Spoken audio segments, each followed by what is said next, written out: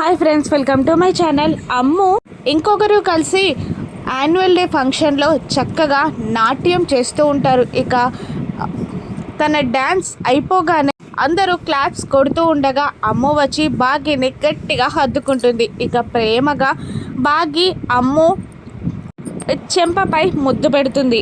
మరోవైపు మనోహరి మీనంతో ఫోన్ మాట్లాడుతుంది. ఎలా ఎలా తీసుకురావాలి అని అనుకుంటూ ప్రిన్సిపల్ రూమ్లో అంతా వెతుకుతూ ఉంటుంది ఆ స్కూల్ మ్యాప్ కోసం.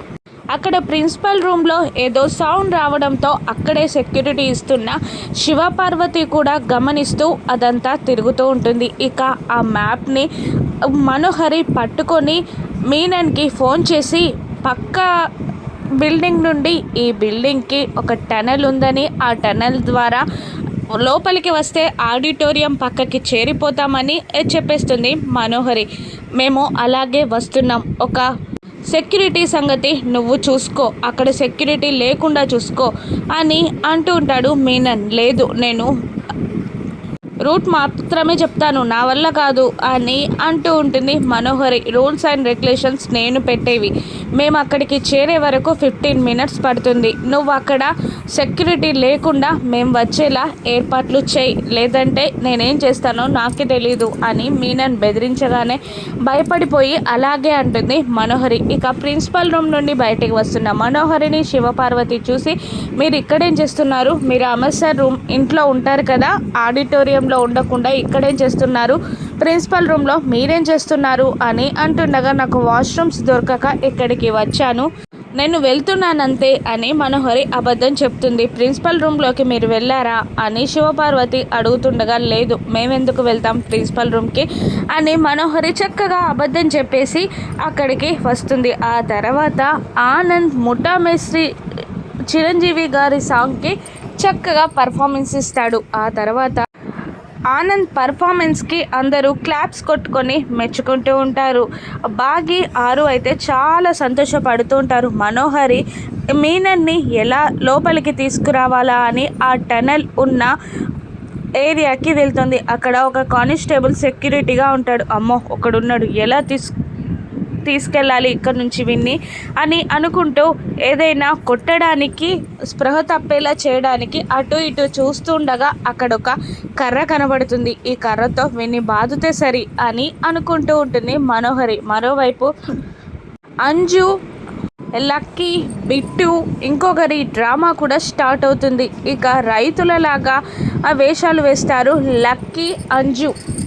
అలా పర్ఫార్మెన్స్ జరుగుతూ ఉండగా మినిస్టర్ వచ్చారని అమర్కి ఇన్ఫర్మేషన్ వస్తుంది. ప్రిన్సిపల్ని తీసుకొని అమర్ మినిస్టర్ని రిసీవ్ చేసుకోవడానికి వెళ్తారు. ఇక ప్రిన్సిపల్ మినిస్టర్కి బొకే ఇచ్చి లోపలికి ఇన్వైట్ చేస్తుండగా, ఏంటి అమరేంద్ర ఇంత టైట్ సెక్యూరిటీ ఉంది అని మినిస్టర్ అడుగుతుండగా, లేదు సార్, ఏదో చిన్న డౌట్కి సెక్యూరిటీ పెంచేశానంతే అని అమర్ అనగానే, నువ్వుండగా ఇంకేం భయంలే అని అంటూ ఉంటాడు మినిస్టర్. ఇక ప్రిన్సిపల్ మినిస్టర్ని తీసుకొని లోపలికి వెళ్ళిపోగా అమర్ ఆలోచనలో పడతాడు. ఏమైంది సార్ అని శివపార్వతి అడుగుతుండగా, స్కూల్కి వచ్చి రిక్కింగ్ చేసుకొని వెళ్ళిన వ్యక్తులు ఇంకా అటాక్ చేయకపోవడం ఏంటి, నాకేదో డౌట్గా ఉంది అని అమర్ అంటూ ఉండగా, లేదు, మిమ్మల్ని సెక్యూరిటీని చూసి భయపడి పారిపోయారేమో అని అంటుండగా, ఆ భయమే ఉంటే ఇక్కడి దాకా వచ్చేవాళ్ళు కాదు అని అంటూ ఉంటాడు అమర్. మళ్ళీ ఒకసారి చెక్ చేద్దాం పదా అంటూ ప్రిన్సిపల్ చెప్పిన రూట్ గురించి ఆలోచించుకుంటూ అటువైపుగా వెళ్తూ ఉంటారు. అప్పుడే మనోహరి ఆ టనల్ దగ్గర ఉన్న కానిస్టేబుల్ని కొట్టడానికి కర్ర పట్టుకొని వస్తూ ఉంటుంది. అప్పటికే మీనన్ టనల్లోకి ఎంటర్ అయిపోతాడు.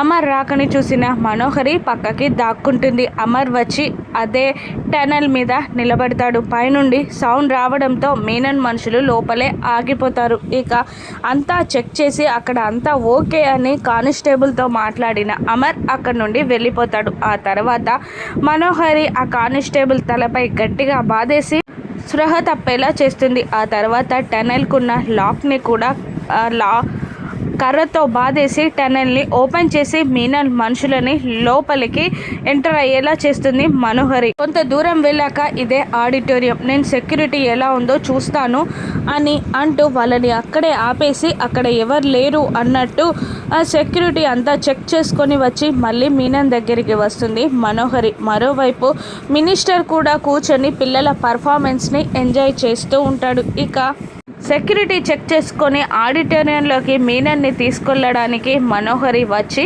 ఇలా అంటూ ఉంటుంది, మీరు ఇప్పుడు జైల్లో ఉన్న మీ వ్యక్తులని రిలీజ్ చేయించడానికే కదా ఈ అటాక్ ప్లాన్ చేస్తుంది అని అంటుండగా అవును అంటాడు ఆ మీనన్.